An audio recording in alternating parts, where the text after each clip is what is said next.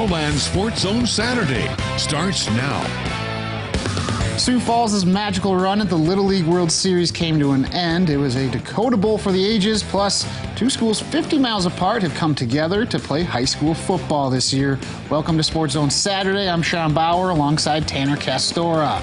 Sioux Falls' quest for a Little League championship came to an end last Saturday when they fell to Ohio in the semifinals, with the team finishing in 4th place. And though they didn't win the title, the team still accomplished something no other team from South Dakota had ever done and left a lasting legacy across the state. Sioux Falls finished as one of the 4 best Little League teams in the entire country. Really cool. There is 42,000 Little Leagues or something like that. And coming 4th in all those are really cool. While winning a championship was certainly the goal, the coaches didn't want the players to miss out on a once-in-a-lifetime experience. The message just over and over was, take every second, look around. Like this place is special. Williamsport and the Little League World Series certainly lived up to the hype. Just amazing, once in a lifetime.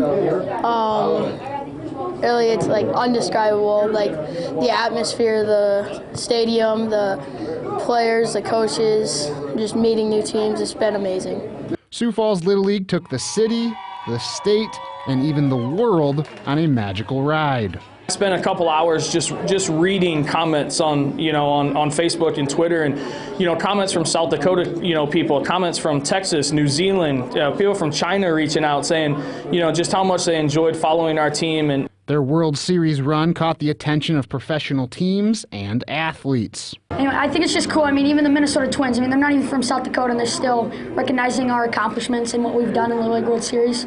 I think it's just amazing how far we've come and how many people have really recognized what we've done. And perhaps inspired the next generation of Little Leaguers. I had a great message from a good friend of mine that said that, he had never seen kids in his cul-de-sac play baseball before, and he's got 20 or 30 kids in there. In that semifinal game after we lost, he looked outside and there was 15, 20 kids in the neighborhood playing a wiffle ball game. This year's team built on the foundation laid by the 2017 team that made it to Williamsport. Now the hope is for the next Sioux Falls team to take it even further. I really hope there's better teams that come out of Sioux Falls than just us, and maybe repeat or do even better than what we did out in Williamsport. I think the world understands how good a baseball we can provide here, and now we're just going to continue to grow the game in Sioux Falls, as much as we can. Sioux Falls finished its run at the Little League World Series last Sunday and arrived back home late Monday night, where friends, family, and fans greeted the team at the Sioux Falls airport. KELOLAND's Dan Santella was there for the moment. Trying to bust through these doors and go get my kid that I haven't seen or gotten to really hold since August 5th, so we're pretty anxious to see him. There's no place we'd rather be right now. Can't wait to hug and put our arms around our child and bring him home. Their son wasn't quite anticipating this.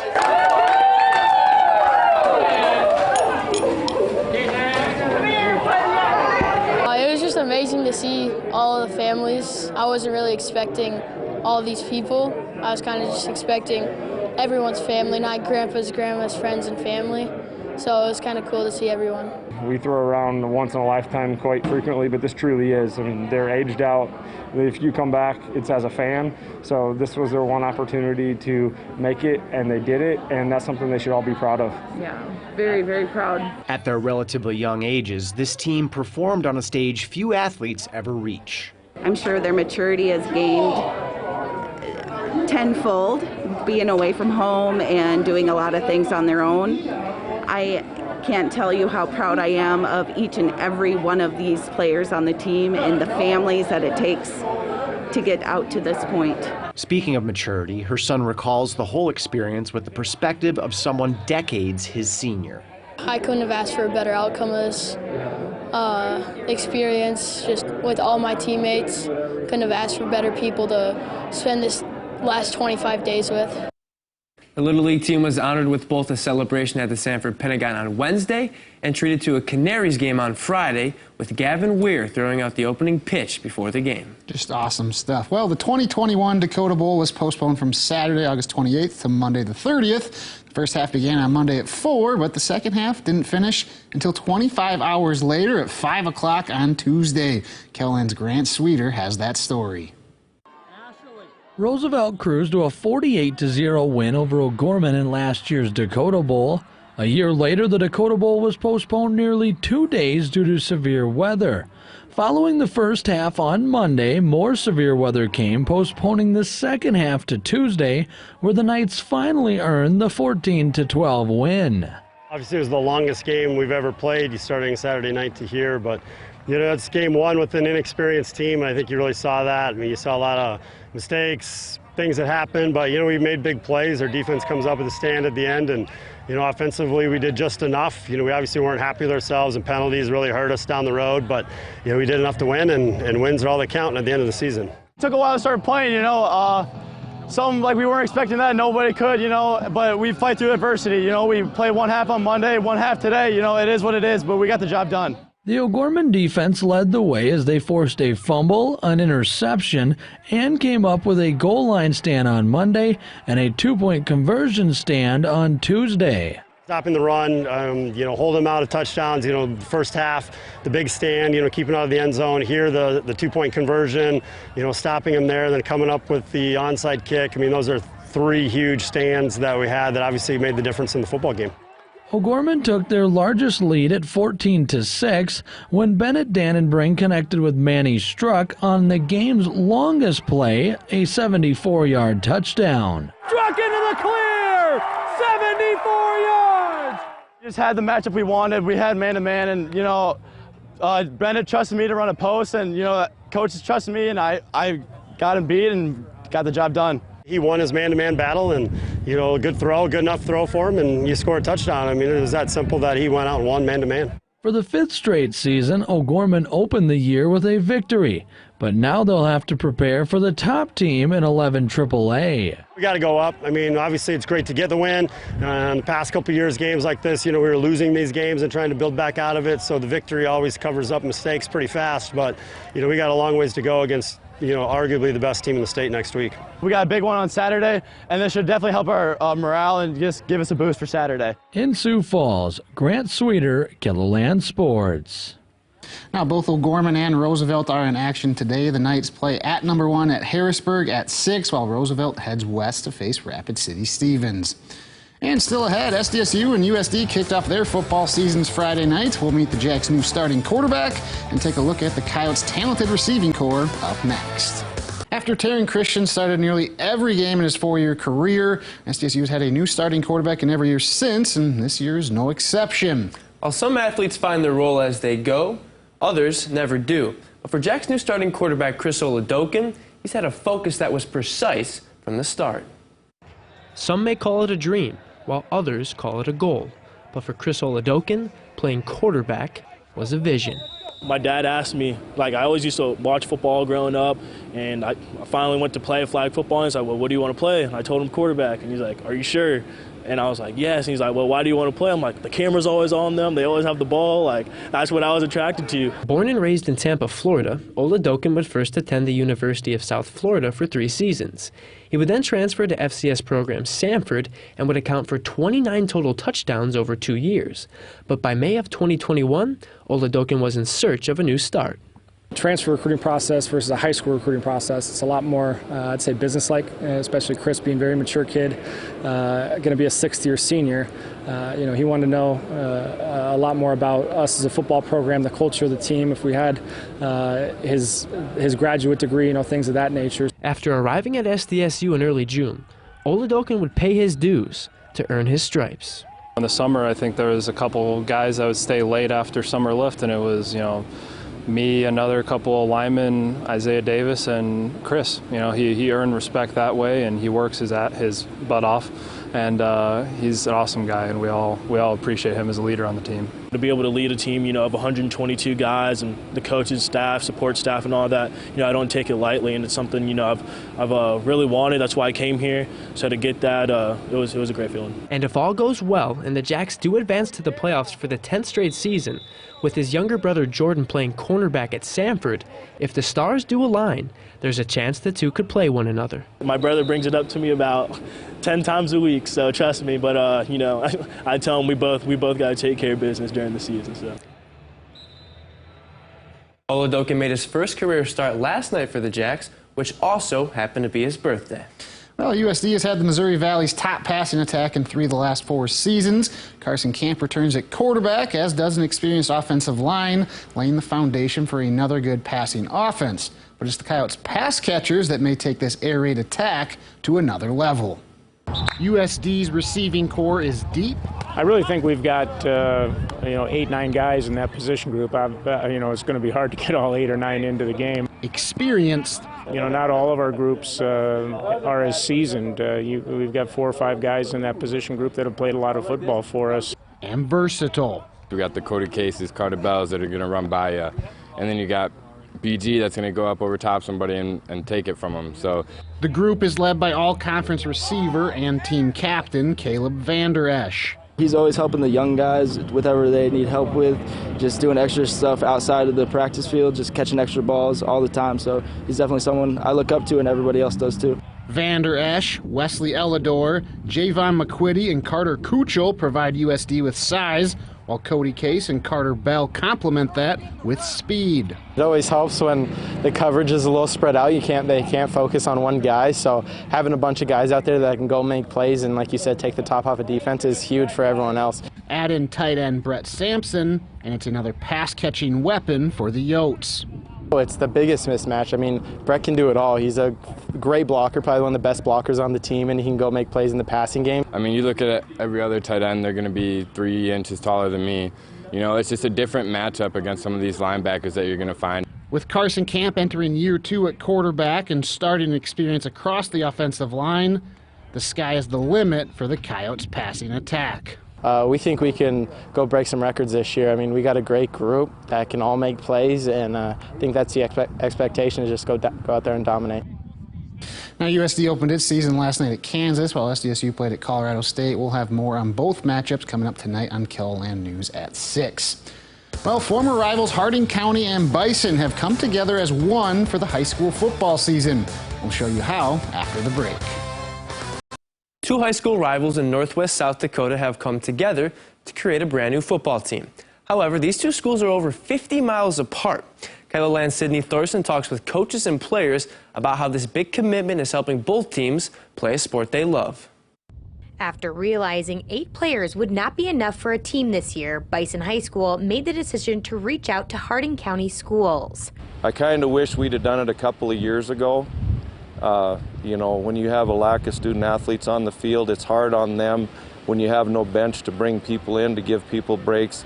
In hindsight, we probably should have done this several years ago. Former Bison head coach Charlie Harpster says while the 2 high schools have been rivals in the past, the Harding County schools welcome the football players with open arms. It's been a little bit to get used to wearing the purple and gold, but the kids love football, and that's all we need to worry about. Is we needed a place to play, and Harding County was more than welcoming to have us come join them, so that was the important thing.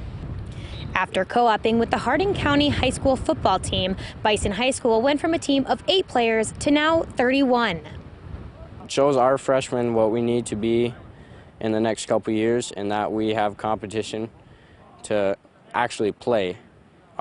We don't have 8 kids on the team and just have our coach pick.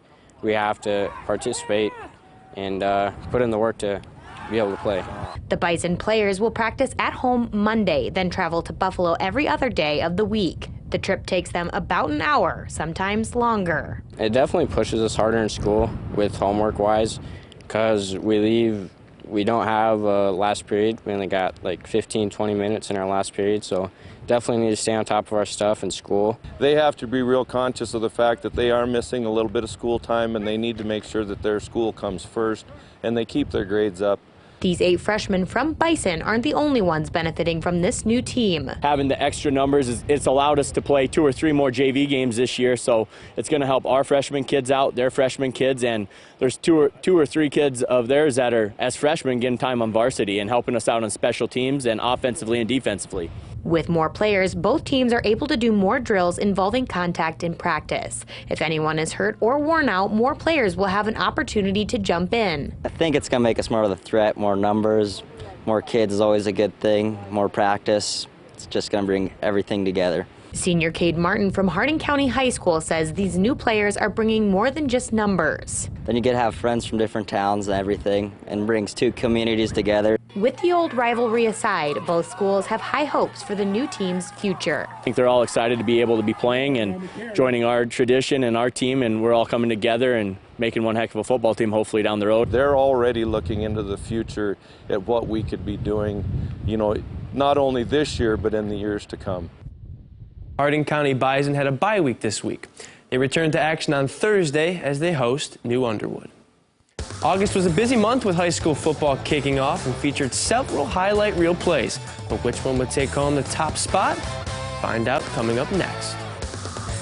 The month of August also coincided with the start of high school football across KELOLAND, and some spectacular plays were made all across the gridiron. KELOLAND's Grant Sweeter has your top plays of the month. The 10th best play from August features a tremendous diving interception by Jefferson's Cohen Henry. This was the first possession ever in Jefferson football history, and Henry helped start the Cavaliers out on the right foot. Jefferson would win 17-14 over Washington. The 9th best play of the month comes from the DeSmet Bulldogs in their first game, as Colt Wilkinson would connect with a diving RHETT OSTHUS in the end zone for the touchdown. The Bulldogs would go on to defeat Woolsey Wessington. Checking in at number 8 is a 51-yard touchdown from Will Cleveland. McCook Central Montrose quarterback Gavin Gordon connects with Cleveland, who throws on the brakes to avoid 2 Beersford defenders, and then he would cruise in for the touchdown. The Cougars would earn a 22-13 win. It is a Hail Mary that checks in at number 7, as the first halftime had expired for Hanson when Cade Waldera avoids a sack and then fires deep and hits Jackson Jarding in the end zone for the touchdown. Hanson would earn a narrow 24-16 win over Parkston. Checking in at number 6 is a sweet run by Marion Gone of Woolsey Wessington. First, the quarterback makes a sweet spin move. He'll later add a nice juke and then turn the play into a 60-yard run. That would set up a later touchdown for the Warbirds. The number 5 play of the month comes from Garrettson's female kicker, Jenna Van Hollen. The game is tied at 42 in overtime when Van Hollen connects on the game-winning walk-off extra point. The Blue Dragons would earn a 43-42 win over Viborg Hurley. Kyle Hirsch of GAYVILLE-VOLIN'S breaks 5 tackles in the number 4 play of the month as he runs left, then comes back right, and finally finds a hole to score the 25-yard touchdown. The 3rd best play of the month comes from Kalen Gary, who soars above 2 defenders and brings in the catch and then takes it the distance for the 49-yard touchdown. The Bulldogs would earn a 30-20 win over the Warbirds. The runner-up play of the month comes from the first half of the Dakota Bowl, as David Elpers has a defender all over him, and the two tip the pass 7 times before Elpers brings in the incredible one-handed catch. The Knights would go on to earn a 14-12 win over Roosevelt. The top play from the month of August may just be the top catch of the entire season. GAYVILLE-VOLIN'S Kyle Hirsch reaches up and hauls in the incredible one-handed catch for the huge gain. The Raiders would earn a 42-8 win over Del Rapids St. Mary. In Sioux Falls, Grant Sweeter, KELOLAND Sports. Well, just some awesome stuff as always. Well, with the winter skiing season just around the corner, there's some exciting news out of Great Bear. We'll have that story after the break. Welcome back to SportsZone Saturday. Before we leave, let's take a look ahead to the upcoming week's sports calendar. Well, it's President's Bowl week being held next Friday and Saturday out at Howard Wood Field. 4 total games, 2 games each night. Friday night's nightcap featuring Sioux Falls Lincoln hosting Harrisburg. All 4 of those games will live stream on KELOLAND.com with Grant Sweeter on the call for each. And then USD returns to Vermillion for its home opener against Northern Arizona. They'll get set for their first full Dakota Dome since it finished its renovation. That game's set for a 1 o'clock kickoff. And Northern State will also debut its brand new Dakota Bank Stadium next Saturday against Southwest Minnesota State. Wolves and Mustangs set to kick off at 6. And it'll also be SDSU's football home opener at 6 as they welcome former USF head coach Jed Stugart and Lindenwood to Brookings. That game also set for a 6 o'clock kickoff. So a big week of college football as we are in full football season, Tanner. Sure are. The Jacks looking to get back to a national championship. Fell just short last year. They have a good team back, new starting quarterback. Should be interesting. Yeah, they're looking to get back. Coyotes trying to get back to the playoffs for the second time, so we'll see. But we'll have highlights from Augustana's football opener, plus plenty of action from the high school gridiron coming up tonight on KELOLAND News. Should be a good show. Looking forward to that. Well, thanks for tuning in to another edition of SportsZone Saturday. Enjoy the rest of your weekend. See you back here next week.